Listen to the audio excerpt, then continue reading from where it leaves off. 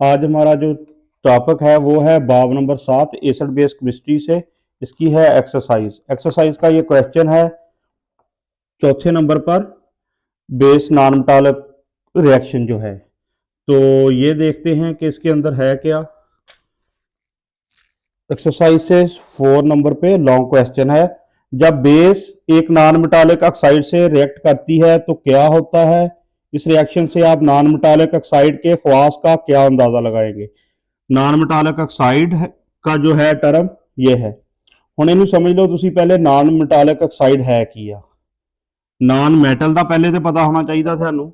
Naan metal ਕਿਸ ਦੀਆਂ right side ਤੇ ਪੀਰੀਆਡਿਕ ਟੇਬਲ ਦੇ ਰਾਈਟ ਸਾਈਡ ਵਾਲੇ ਐਲੀਮੈਂਟ ਜਿਹੜੇ ਆ ਉਹ ਨਾਨ ਮੈਟਲ ਨੇ। ਔਰ ਇਹਨਾਂ ਦੇ ਵਿੱਚ ਮੇਨਲੀ ਅਗਰ ਦੇਖਿਆ ਜਾਵੇ carbon, nitrogen, oxygen, sulphur main ਜ਼ਿਆਦਾ ਇਹ ਤਿੰਨ ਜਿਹੜੇ ਆ ਇਹਨਾਂ ਦੀ ਐਗਜ਼ਾਮਪਲ ਮਿਲੇਗੀ। ਹੁਣ ਇਹ ਜਦੋਂ ਵੀ ਰਿਐਕਸ਼ਨ ਕਰਨਗੇ ਆਕਸੀਜਨ ਨਾਲ ਨਾਈਟ੍ਰੋਜਨ ਦਾ ਹੋਏਗਾ, ਕਾਰਬਨ ਦਾ ਹੋਏਗਾ, ਸਲਫਰ ਦਾ ਹੋਏਗਾ। Carbon dioxide, nitrogen dioxide, sulphur dioxide ਇਹ ਤਿੰਨ ਹੀ ਜਿਹੜੇ ਬਣਨਗੇ ਕੰਪਾਊਂਡ ਇਹ ਨਾਨ ਮੈਟਾਲਿਕ ਆਕਸਾਈਡ ਹੋਣਗੇ। ਠੀਕ, ਇਹਨਾਂ ਦੇ ਨਾਲ ਰਿਐਕਸ਼ਨ ਜਿਹੜਾ ਵਾ ਬੇਸ ਦਾ ਰਿਐਕਸ਼ਨ ਆ। ਇਹ ਰਿਐਕਸ਼ਨ ਦਾ ਕੁਐਸਚਨ ਆ। ਨਾਨ ਮੈਟਾਲਿਕ ਆਕਸਾਈਡ ਜਿਹੜਾ ਉਹ ਪਤਾ ਲੱਗ ਗਿਆ, ਅਸੀਂ ਸਮਝ ਲਿਆ ਕਿਸ ਤਰ੍ਹਾਂ ਬਣਦਾ। ਆਕਸੀਜਨ ਦਾ ਰਿਐਕਸ਼ਨ ਆ ਕਾਰਬਨ, ਨਾਈਟ੍ਰੋਜਨ ਜਾਂ ਸਲਫਰ ਵਗੈਰਾ ਨਾਲ। ਜ਼ਿਆਦਾ ਐਗਜ਼ਾਮਪਲ ਇਹਨਾਂ ਦੀ ਹੀ ਹੁੰਦੀ ਆ, ਰਾਈਟ ਸਾਈਡ ਵਾਲੇ ਐਲੀਮੈਂਟ ਨਾਨ ਮੈਟਲ ਹੁੰਦੇ ਆ। ਹੁਣ ਅਸੀਂ ਦੇਖਣਾ ਇਹਦੇ ਫਿਰ ਖਵਾਸ ਕੀ ਹੋਣਗੇ। रिएक्शन किस तरह का की तो रिएक्ट करती है तो क्या होता है। साल्ट ते वाटर बनता, साल्ट ते पानी बनता जो रिएक्शन हुंदा नॉन मेटल ऑक्साइड का। ठीक, और बेस दे नाल आ रिएक्शन, बेस और नॉन मेटालिक ऑक्साइड का रिएक्शन। जब बेस नॉन मेटालिक ऑक्साइड के साथ रिएक्शन करती है, बेस नॉन मेटालिक ऑक्साइड मसलन इसकी एग्जांपल CO2 वगैरह के साथ रिएक्शन करती है तो साल्ट और पानी बनता है। यह गल याद रखनी है। नॉन मेटालिक जो रिएक्शन करेगी बेस नाल की बनेगा, साल्ट ते पानी बनेगा। और साल्ट पानी कदों बनता सी, असीं पहले कदों पढ़िया जदों बेस का एसिड नाल रिएक्शन सी। एसिड नाल रिएक्शन दे बेस होवे फिर भी साल्ट वाटर बनिया सी। नॉन मेटालिक नाल ऑक्साइड दा, नॉन मेटालिक ऑक्साइड नाल बेस का रिएक्शन होवे फिर भी साल्ट और पानी बनता। दोनों च प्रोडक्ट एक किस्म के बन रहे हैं। ठीक, ये रिएक्शन वैसा ही है जैसा किसी एसिड का बेस के साथ होता है। एसिड बेस रिएक्शन असी पढ़िया सी। एसिड बेस रिएक्शन जेड़ा वा ये की हुंदा, साल्ट वाटर बनता है। ठीक, ए हो गया। हुण जो नॉन मेटालिक ऑक्साइड रिएक्शन करेगी बेस नाल नॉन मेटालिक ऑक्साइड का रिएक्शन होएगा फिर भी एसिड की जगह ते हुण असी कर दईए oxide, non metallic oxide, non metal oxide कर दईए। अगर यह जरा लिखना ईजी हुंदा इंग्लिश दे विच, इस तो लिख रहे हैं नॉन मेटल ऑक्साइड। ये बेस नाल रिएक्शन करेगा एसिड की जगह फिर भी प्रोडक्ट सेम रहेगा। तो इसकी एग्जांपल हुण की आ, NaOH बेस आ, CO2 carbon dioxide non metal oxide आ। इन्हां दा रिएक्शन होया यह बनया Na2CO3। यह Na2CO3 की आ सोडियम कार्बोनेट। ये मशकी विच जिक्र हो चलिया, पहले चैप्टर भी इसका जिक्र होया। यह साल्ट बन गया, यह पानी बन गया। यह हो गई बेस, यह non metal oxide, non metal oxide. यह रिएक्शन हो गया, इनू पहले समझ लो। हुण NaOH की एग्जाम्पल होर की है, SO3 ना बनेगा Na2SO4 बन जाएगा, सोडियम सल्फेट। ਇਹਦਾ ਨਾਂ ਕੀ ਹੋਏਗਾ, सोडियम सल्फेट होएगा। साल्ट आ, यह भी साल्ट, यह वाटर, साल्ट और वाटर बन गया। इस रिएक्शन से साबित होता है, यानी कि ਜਿਹੜਾ रिएक्शन आ बेस नाल रिएक्शन करके नॉन मेटल ऑक्साइड जो साल्ट और वाटर बना रहे आ, ते एसिड भी बेस नाल रिएक्शन करके साल्ट वाटर बना रहे सी। दोनों का ए वाला पार्ट प्रोडक्ट सेम आ रहा वा। इस रिएक्शन से साबित होता है कि नॉन मेटालिक ऑक्साइड, ये काट के लिख ले, एसिडिक खसूसियात रखती हैं। नॉन मेटल ऑक्साइड जो है रखती है कौन सी खसूसियत, नॉन मेटालिक ऑक्साइड की खसूसियत कैसी है, एसिडिक है। इनकी खसूसियत एसिडिक होती है क्योंकि ये भी एसिड की तरह साल्ट और वाटर बनाते हैं जब बेस से रिएक्शन करते हैं। तो अब जो है नेक्स्ट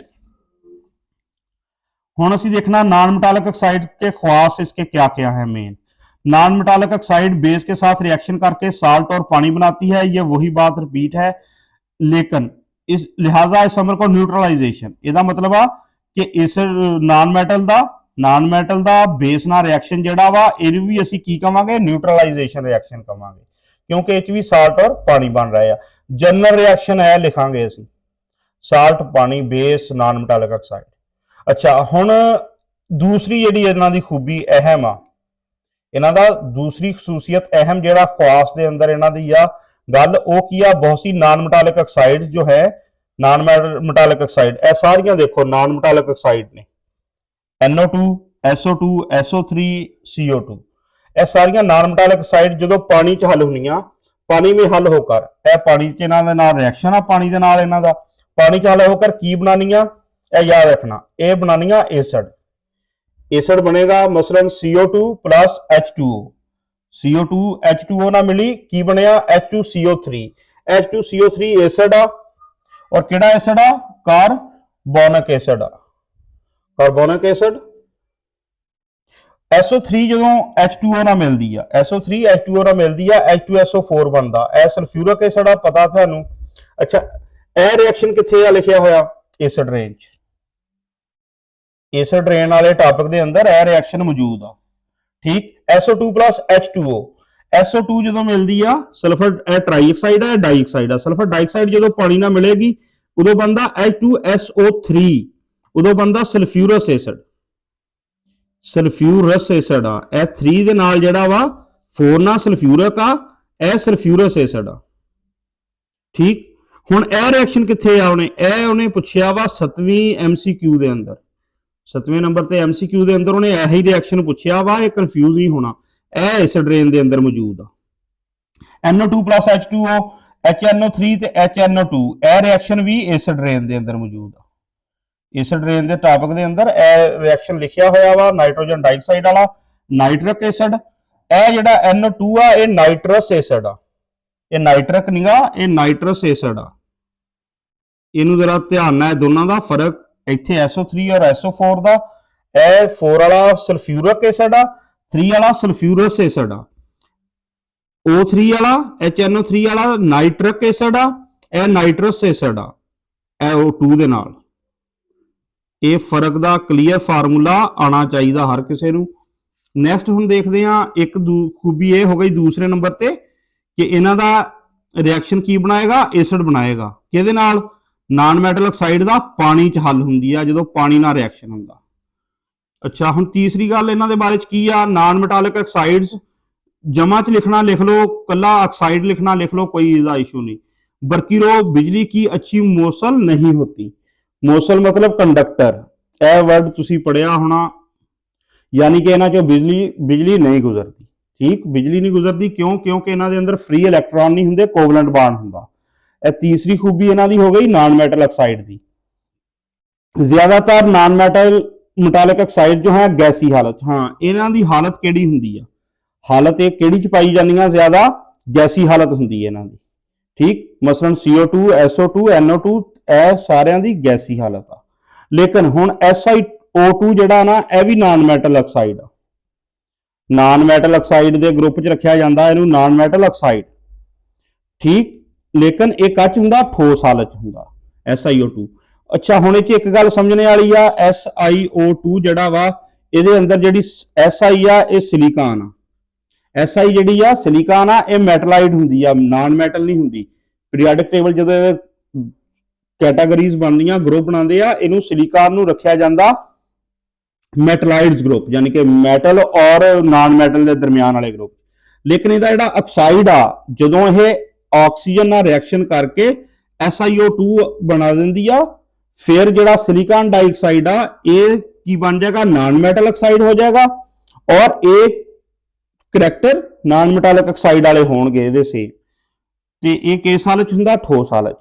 नॉन मेटालिक ऑक्साइड में ऑक्सीडाइजिंग खसूसियात, ऑक्सीडाइजिंग खसूसियात जिहड़ा वा ये कह लो तुसी कि ऑक्सीडेशन ते रिडक्शन हुंदा, वो लंबा हो जाना समझाना इत्थे। ऑक्सीडाइजिंग खसूसियात तो मुराद ये आ कि इलैक्ट्रॉन खुद लैके दूसरे सबस्टांस नू ऑक्सीडाइज कर देना, ठीक।